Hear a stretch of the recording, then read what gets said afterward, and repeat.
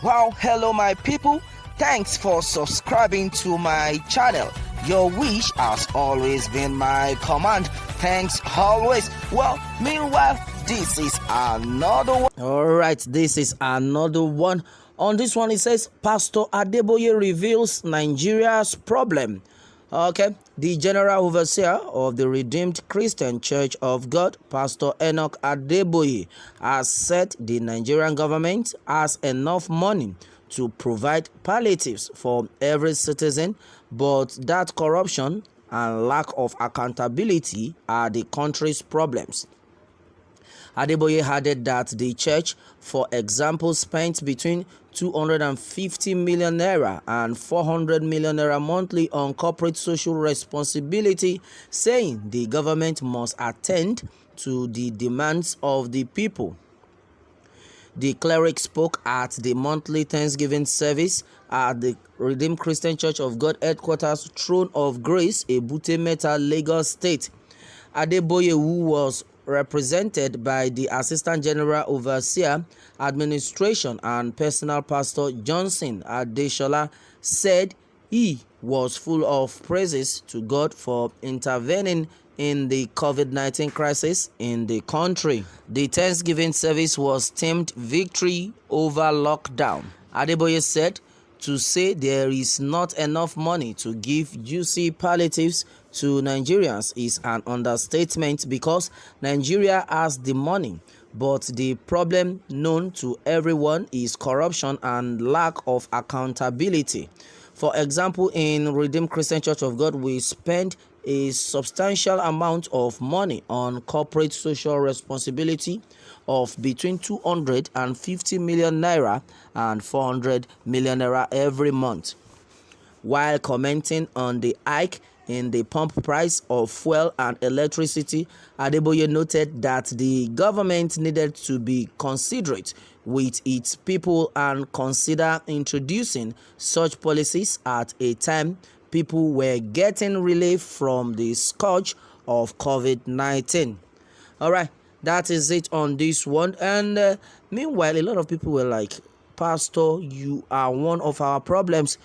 Oh my God, that you are one of our problems. And why is he one of your problems? And this guy continues by saying that in the sense that you have been visiting these people, you have been visiting Buhari times without number. You should have called them together. You should have told them the truth. You shouldn't try to hide the truth from them and let them know. Even they believe they know what they are doing, fine. But you should tell it to them that this man, what you are doing is not right. You should not pamper them. So that is why a lot of people are saying that Pastor Adeboye is one of them. In fact, it's one of the causes of our problems in this country. Well, that is what Sanctus Mbok has said so far on this one. And meanwhile, Sam Olalekon, he said, the word of elders are words of wisdom and knowledge. Once hear it and get wiser and take right decisions on threatening challenges. That is that on that. Well, to me, I think, well, if Pastor Adeboye could reveal to Nigerians our problems, I will say, well, it's a good one. But the thing is, it's only God that will answer for everyone. Well, nobody should judge, and that is it. Well, a lot are happening, but the truth of the matter is, let everyone be very, very vigilant. Let everyone be very, very careful, because this country, Nigeria, it's God's own country, but some people are taking it upon themselves as if they are the one who created the heaven and the earth. That's why you can see a lot of people are suffering right now, which is not going down, which is not going well with all Nigerians. Meanwhile, Pastor Adeboye, when he visited President Muhammadu Buhari at the presidential villa in Abuja, Buhari's personal assistant on news media, Bashir Ahmed, made this known via his verified Twitter handle. Okay, and it was said that the purpose of Adeboye's visit was not yet known as of the time of filling the report, and the newsmen had earlier reported that Pastor Adeboye advised governments across the world to include religious leaders in COVID-19 committee so as to help with the spiritual aspect of the fight against the pandemic. Well, he said that then, and the return journey to normalcy might not be very rapid or sudden. It might be gradual, but it will be steady. I sincerely hope that when the battle is over, we will remember to give all the glory to God.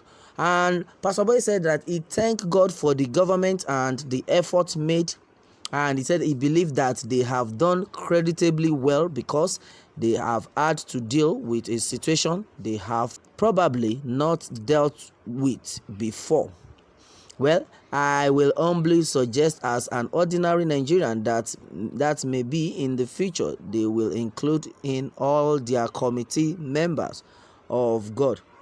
Meanwhile, it was then gathered that when Pastor Adeboye visited Buhari, it came when religious bodies were protesting against a Session Companies and Allied Matters Act called Kama 2020, recently signed by the president, which had generated widespread criticisms from religious bodies in the country.